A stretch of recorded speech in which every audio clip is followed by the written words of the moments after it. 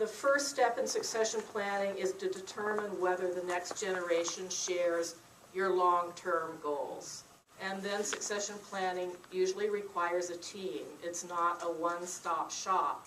I'm a real estate attorney, but I've ended up doing succession planning as part of a team. There's different strategies which we're presenting here today, kind of as a coalition of ideas, including cooperative forestland ownership, the importance of having family conversations. Within the next 3 to 5 years, the United States will literally have the potential of losing about 40 million acres of forest land, NIPF forest land, because of generational shift and generational transfer. So this is a really, really big deal. I'm not going to live forever, and I'm thinking what's going to happen to that land, and I really want it to stay intact. I have a son who lives in Massachusetts, and I think he and his family are really wedded to that community. Maybe not. I need to find ways of talking with him and his wife about what happens with my land. And I just need to know what my options are. Our region comes from these epic choices around our relationship to the land and to one another. And that relationship can be good, bad, and just plain ugly. It's good when the relationship is about respect and joy and limitations. It's bad when it shows us stealing from our children for ourselves. And it's ugly when it alienates anyone from their rights as humans to clean air, clean water, good, healthy food. Direct ownership is a simple thing initially. There's usually a parent that transfers the property to their 3 children, and it gets recorded in the land records, and there we are. It becomes a more complex thing as you want to bring on more landowners. There's a new deed that has to be created every time there's a transfer.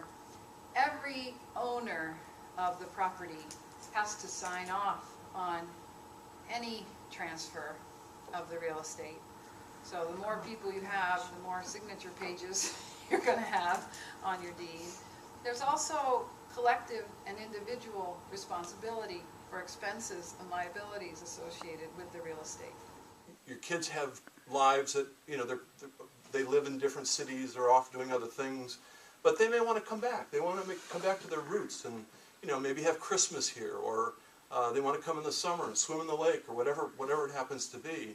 And, you know, no matter how many successors there are, you can set up schedules so that they can share that property and do it in a rational fashion, so there's no fights or arguments about who gets which week. And it's far more reasonable than cutting off parcels and giving them to the kids. So I would strongly encourage you to think about doing something like that if you use some sort of strategy like a limited liability partnership or corporation to keep the lands intact. While you're living, the assets that are in that trust are yours. It's a very flexible arrangement. You can change it at any time. It's like a will. Until you die, it's totally within your control.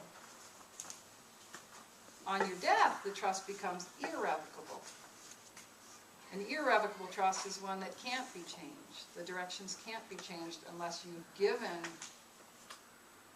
the trustee, person in charge of the trust, or the beneficiaries the opportunity to adjust those directions, and that can be part of a trust. But it's a much more thoughtful kind of arrangement in terms of what you're going to impose on the next generation. Land is in the Northeast Kingdom with a camp and about 70 acres. Since I don't have children, I don't face the problem of how to pass it on generationally, but I would still like it to carry on some kind of meaning. And I have wondered if it could become a conference center or where people gather and learn about nature. I'm looking for creative ways that it could be transferred into something more than just something that gets sold to another person that owns it as a second vacation home, and that sort of thing. and that is a kind of creative way, but I don't know how to flesh that vision. From a professional point of view, I work with landowners on a regular basis, and I wanted to come to the conference to further understand their concerns about passing on ownership and what are some of the professionals available to them and some of the options available so they can do that. So it made me better informed on the whole subject.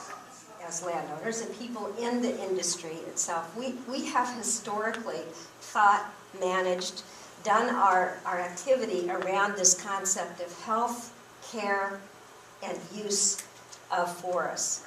And I'm going to suggest that our next iteration in the very near future is going to be health care and the use of forests. Vermonters care more about the working landscape than they care about just about anything. It helps define us. It's core to the state's brand. It's a foundation for us today and for the future. But we're not investing commensurate to that, to the challenge that the economy that supports working lands faces today. And if we don't, then we could lose the working lands. What kind of information should you assemble if you're going to go see your lawyer if you didn't get into strategies?